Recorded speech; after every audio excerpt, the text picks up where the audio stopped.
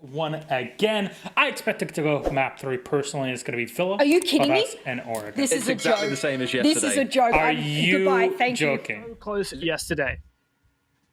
Yeah, I kind of like it. It's very cheeky. It's very jammy. The fact that neither wants to be the one to budge. Both these teams are going to be incredible. Master takes, and they were very slow. But this is an early engagement. It goes the way of Virtus.Pro. Ram has vertical control. He can deny this, but Pasha gets to it first. It's all on Rafal and Alems, and pushing on through into the bottom side, he meets his demise. Just Rafal remaining against 4 players from Virtus.Pro, who have started incredibly strong on their attacking side. A consolation frag may be all Rafal is capable of, and the Russians secure. And is potentially still on VP's side, as the man advantage is barely there, but actually BDS comes in and decides to change that. He's traded out, but finally BDS win the gunfights, getting aggressive at the end, and that evens things out on the scoreboard. Man, this is such a close game, Gio. This is, once again, the explosion of the Goyo. These explosives are leading to a catastrophe for Virtus.Pro. Only 1 player left standing, and BDS have turned up the heats around even more convincing now, and the lead. Oh, absolute perfect timing for them to use the last remaining Vulcan. Unbelievable right now. What a counter strat from BDS, but Virtus.Pro are so good at the retakes. A 4v4, 25 seconds, but that's a 7-second disable. Shockwave has it all to do, but Alems is there, and he finishes him off with an SMG-11. BDS take the advantage once again on their attacking half, thanks to a 300 IQ Amaru. When the execute starts to come forth, Pasha is flashed, but Milan finds his second and a third with the over. Another kill, and now what is going to happen? It's all up to Rafal, and Virtus.Pro may have just done this. WTG house, what a round to close that. I think that's what VP are starting to do now. Great job from below. Pasha finds 1 kill. Rinshiro's gonna die to the fire. How many people have died to Vulcan? There's plenty of time for Virtus.Pro to play with as well. Out goes the C4, but again, anyone who gets 1, that's Rusk. But it's not enough for Alems to survive himself. A good attack there from Virtus.Pro overwhelms the competition. Wow, how the Virtus.Pro Shockwave needs to go in for a quad if they want to do something, but the kills just don't stop coming in from BDS. They have got this line held. Pasha goes in for the first one, but he's all on his own, taking some shots through the soft wall, but time does run out. Stairs control last round, doing just that, but VP have changed tack. They're going for a master side take. Shark goes shut down eventually. He's got the nade, thrown straight into Vault. Isn't going to find its target. It will WTG, will, but there's C4 from Rafal. Ross going down, and so is the rest of Virtus.Pro. BDS, they make amends on what happened in round 7, and they come back with a vengeance. Oh, this is a tug of war. Rask has got these eyes and angles down through the trophy floor, and that's going to really stunt the rotations that BDS can make. We've seen clutches from this man before. Finds 1. The plant starts to go down. But BDS, he's waiting, and Shockwave will clean him up. For a moment there, perhaps there was a semblance of hope, but Virtus.Pro lock down this attacking round, and once again we are. Alems has also been pushed out of position as once again the conflagration fills Astro. Alems the first 1-2 fall, but Shockwave as well back in return. WTG to cover. Is there plant now from below? WTG has to cover the player, but another peek from Rafal. It's all on Rask. One they need to take us onto match point. Rafal to swing, and in the post plant, BDS get it done. A 2 versus 1 in the dire moments, and the French take us on to match points. Virtus.Pro takes down Rafal, denies the gas. Alems shut down downstairs. It's only Renshi C4 left to deny the plant, but he has to come up against 4 players from Virtus.Pro. The plant will surely be secured, not even necessary. Virtus.Pro take us all the way to overtime. Oh, and this could now be a repeat exactly of what we saw yesterday. This is all in this round. Virtus.Pro are looking very, very potentially unlucky, but 2 kills coming for them. Milan's got to follow up as well. This is winnable. Now it's a 2 versus 2. It is winnable, but with 5 seconds remaining, they need to get these kills very quickly if Milan doesn't make the plant work. Oh, He's going C4! for it anyway, but the C4 could deny, and it does. BDS for BDS once they do decide to make that first move. LM's still not yet even started to open up the wall, and actually Pasha coming in with the first kill onto Shaiko. Their man advantage, and now starting to get this plant down. No. He has no idea, but WTG with the denial. 3 versus 3. Regardless, Milan can't see him. He can't deny from above. There's another kill onto Rosk, and the diffuser has been given up. They've decided that that's it. It's over. They can't even win it if they wanted. And BDS take Villa, which was Virtus.Pro's map. After everything, they are set up to return to the grand final. One more map, and the rematch against Team Empire is theirs. The pool. And then Wamai and Valkyrie, a bit more standard. Not that hard breach bans aren't standard. I just feel like it gets... Pasha is ready and waiting. Taken straight out. Shaiko knew exactly where he was. Brede does go for the plant, but he's going to have to start again. Shockwave just runs straight through. He wants to take that position back. And with a C4 at the end... What is this play he's trying to make down the long hallway? He gets shut down by Shaiko, covering from the bottom main stairs. Very aggressive play. Pasha was situated, and it could make it harder, but it looks like he's there. He gets a kill, but Pasha retaliates. And now we're at about 10 seconds. Brede goes in for the plant, and VP has only 2 members remaining, or not. Shaiko says absolutely good night and goodbye. Rafal finishing it off. And BDS, like I said, even things out on round 2. What do we expect from these 2 teams? Once again, himself in really rough waters as Pasha goes down to just 1 HP. And this looks like it could be very difficult for Virtus.Pro. BDS gets the first kill onto Milan. There's another 2, though, from Virtus.Pro who start to turn man advantage. But Shockwave may well be able to hold this. It's just him left against 3 players. How have BDS pulled this rabbit out of the hats? Shockwave has no chance. What a late round execute. What a salvage in the last 20 seconds of the round. And BDS, once you can tell that all of the action is going on, but there's still these players downstairs. The C4 narrowly misses, but Shaiko does not, bringing Pasha down. He does eventually get traded out, but the plant hasn't been made, and that's going to be his responsibility if he can get in there at all. But with BDS starting to clean up these kills dealt with, there's Renshiro to get another kill as well. Milan's just got to stand up for himself and the rest of his team if he wants to keep them in.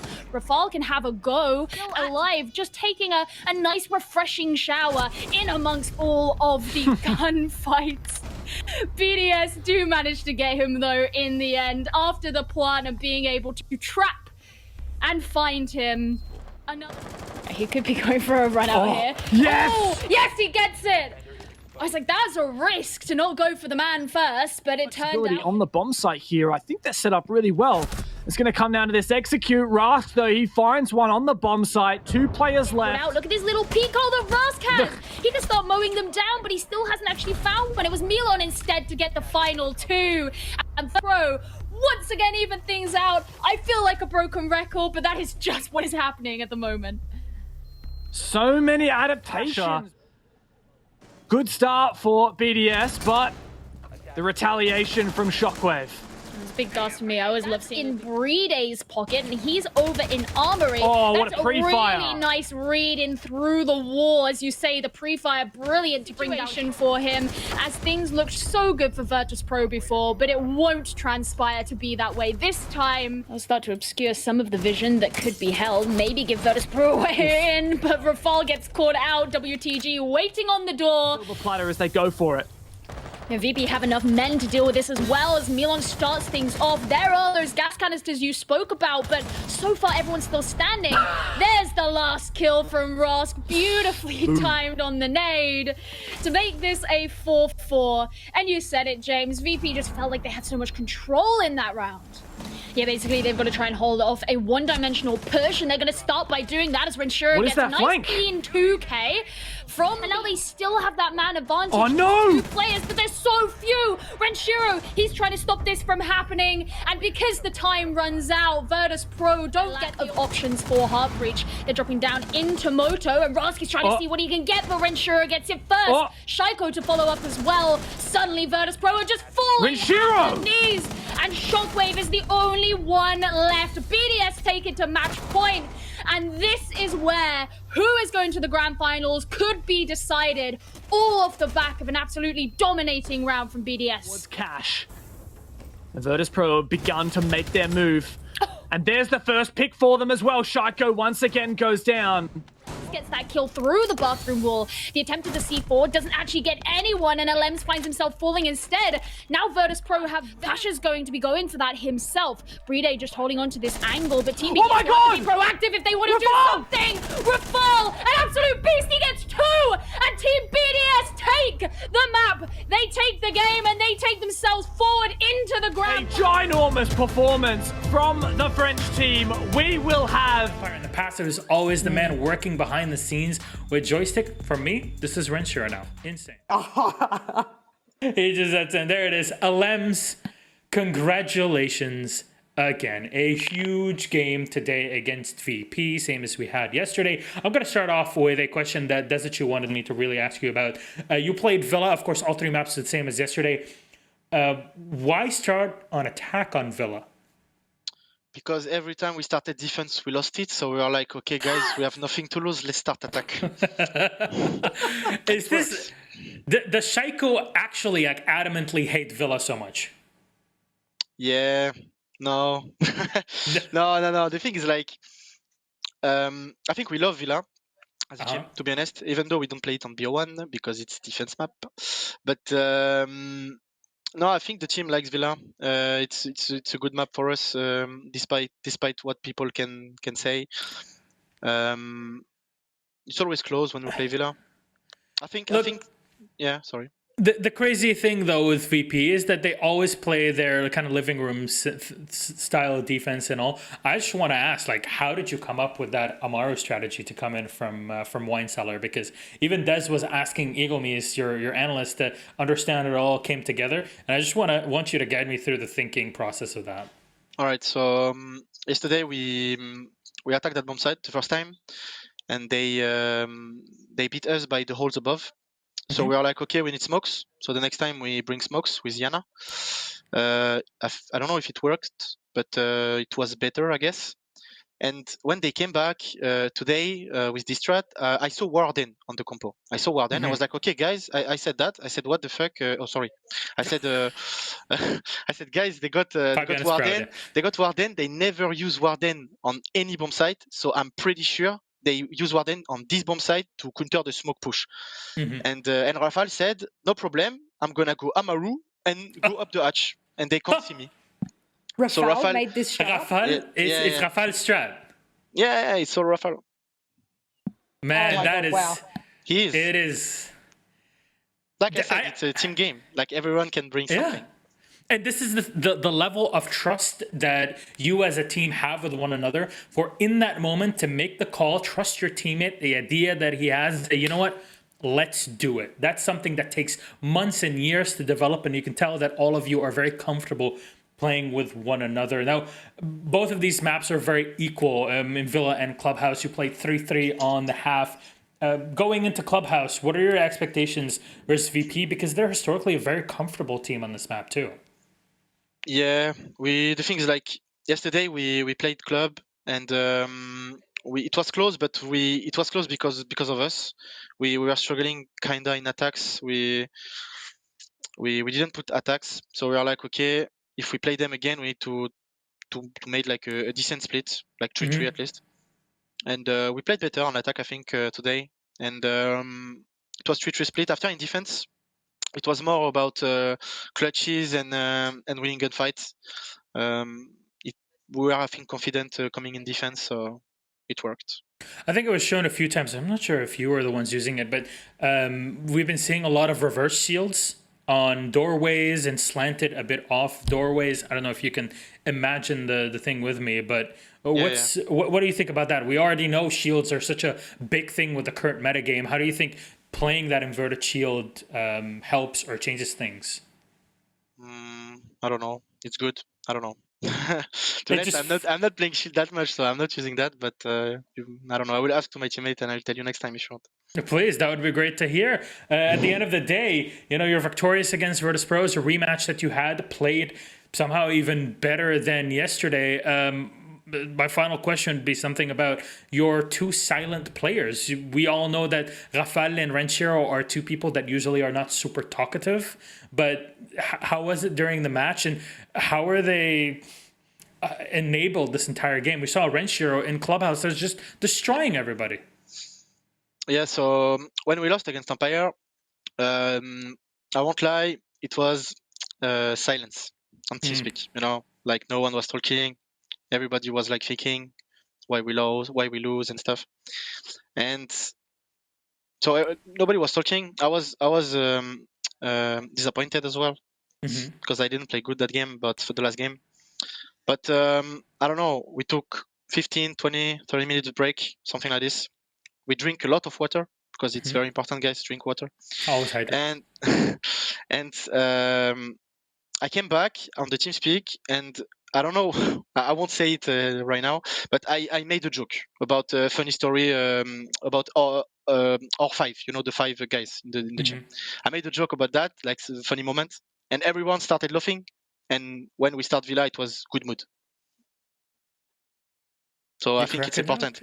It's important to have those kind of things. It's very important for me in the team. Like you can see the difference in the mood after the game and at the start of the VP game.